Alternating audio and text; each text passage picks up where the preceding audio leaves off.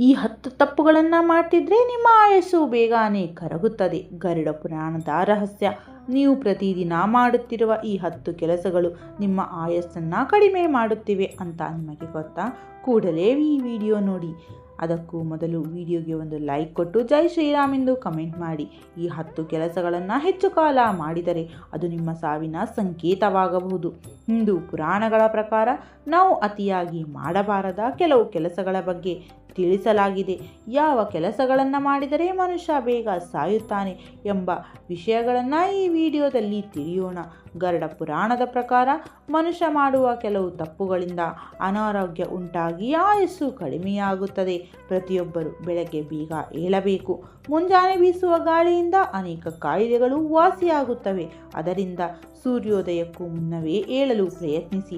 ಬೆಳಗ್ಗೆ ತಡವಾಗಿ ಏಳುವವರ ಆಯಸ್ಸು ಕಡಿಮೆಯಾಗುತ್ತದೆ ಎಂದು ಆಯುರ್ವೇದ ತಜ್ಞರು ಹೇಳುತ್ತಾರೆ.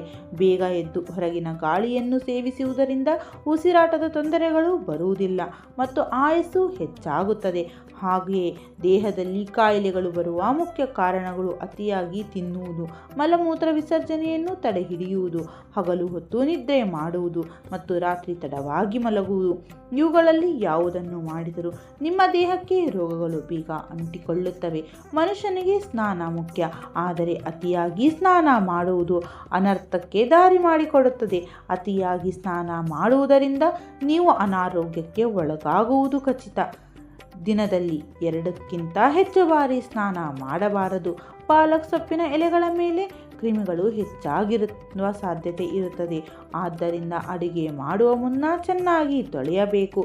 ಇಲ್ಲದಿದ್ದರೆ ಅದರಲ್ಲಿರುವ ಬ್ಯಾಕ್ಟೀರಿಯಾದಿಂದ ಫುಡ್ ಪಾಯ್ಸನ್ ಆಗಬಹುದು. ಪಾಲಕ್ ಸೊಪ್ಪಿನ ಜೊತೆ ಟೊಮೊಟೊ ಸೇರಿ ಬೇಯಿಸಬಾರದು. ಹೀಗೆ ಮಾಡಿದರೆ ಪೋಷಕಾಂಶಗಳು ಕಡಿಮೆಯಾಗುತ್ತವೆ.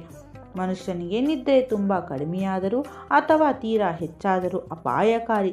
ಇದರಿಂದ ಆರೋಗ್ಯ ಸಮಸ್ಯೆಗಳು ಬರುತ್ತವೆ.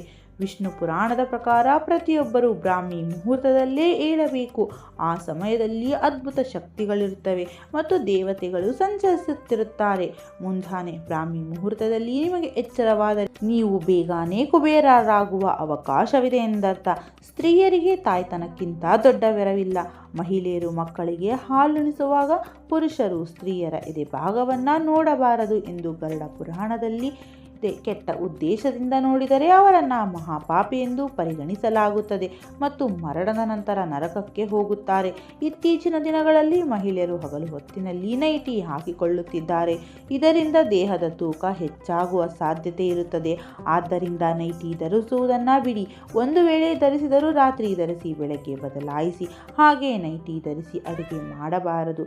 ಬಹಳಷ್ಟು ಜನರು ಮಾಂಸ ತಿನ್ನುವಾಗ ಅದಕ್ಕೆ ನಿಂಬೆಹಣ್ಣು ಹಾಕಿಕೊಳ್ಳುತ್ತಾರೆ.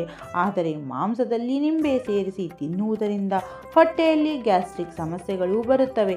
ಮೊಸರು ತಿನ್ನುವುದು ಆರೋಗ್ಯಕ್ಕೆ ಒಳ್ಳೆಯದು ಎಂದು ವೈದ್ಯರು ಹೇಳುತ್ತಾರೆ. ಆದರೆ ಗರುಡ ಪುರಾಣದ ಪ್ರಕಾರ ರಾತ್ರಿ ವೇಳೆ ಯಾವುದೇ ಕಾರಣಕ್ಕೂ ಮೊಸರನ್ನು ತಿನ್ನಬಾರದು. ರಾತ್ರಿ ಮೊಸರು ತಿಂದರೆ ಅನಾರೋಗ್ಯ ಕಾಡುತ್ತದೆ.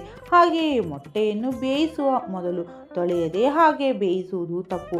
ಮೊದಲು ಮೊಟ್ಟೆಗಳನ್ನು ಶುಭ್ರವಾಗಿ ತೊಳೆದು ನಂತರವೇ ಬೇಯಿಸಬೇಕು. ಇಲ್ಲದಿದ್ದರೆ ಸಲ್ಮೋನಲ್ ಎಂಬ ಇನ್ಫೆಕ್ಷನ್ ಬರಬಹುದು ಎಂದು ಸಂಶೋಧನೆಯೊಂದು ಹೇಳಿದೆ.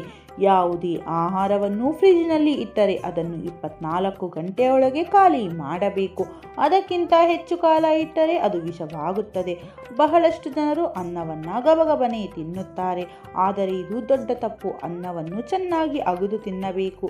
ವೇಗವಾಗಿ ತಿಂದರೆ ತೂಕ ಹೆಚ್ಚಾಗುತ್ತದೆ. ಹಾಗೆಯೇ ನಿಂತುಕೊಂಡು ನೀರು ಕುಡಿಯಬಾರದು. ಇದು ಹೃದಯದ ಮೇಲೆ ಪರಿಣಾಮ ಬೀರುತ್ತದೆ ಮತ್ತು ಕೀಲು ನೋವು ಬರಬಹುದು. ಊಟವಾದ ತಕ್ಷಣ ಟೀ ಕುಡಿಯಬೇಡಿ.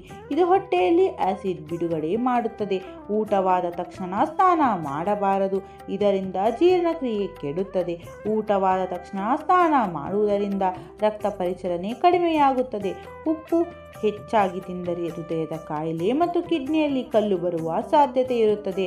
ಆದ್ದರಿಂದ ಉಪ್ಪನ್ನು ದೈವವನ್ನು ಕಡಿಮೆ ಬಳಸಿ. ನಿಮ್ಮ ಮನೆಯ ಮುಂದೆ ಕಾಗೆ ಕೂಗಿದರೆ ನೆಂಟರು ಬರುತ್ತಾರೆ ಎಂದರ್ಥ. ಒಂದು ಕಾಗೆ ಕೂಗಿದರೆ ತೊಂದರೆ ಇಲ್ಲ, ಆದರೆ ಬಹಳಷ್ಟು ಕಾಗೆಗಳು ಬಂದು ಏಕಕಾಲವಾಗಿ ಕೂಗಿದರೆ ಅದು ಅಶುಭ ಎಂದು ಪಂಡಿತರು ಹೇಳುತ್ತಾರೆ. ಬೆಳಗ್ಗೆ ಮನೆಯ ಮುಂದೆ ಕಾಗೆ ಕೂಗಿದರೆ ಮನೆಯಲ್ಲಿ ದೇವತೆಗಳು ಸಂಚರಿಸುತ್ತಿದ್ದಾರೆ ಎಂದರ್ಥ. ತಲೆಯ ಮೇಲೆ ಕಾಗೆ ಕುಳಿತರೆ ಯಾವುದು ಕೆಟ್ಟದ್ದು ಆಗಲಿದೆ ಎಂಬ ಸಂಕೇತ.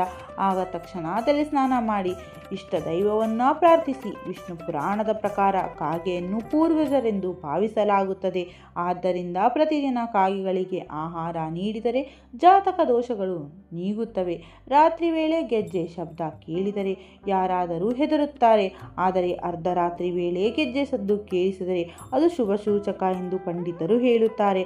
ಅಂದರೆ ಲಕ್ಷ್ಮೀದೇವಿ ನಿಮ್ಮ ಮನೆಗೆ ಬರುತ್ತಿದ್ದಾಳೆ ಎಂದರ್ಥ.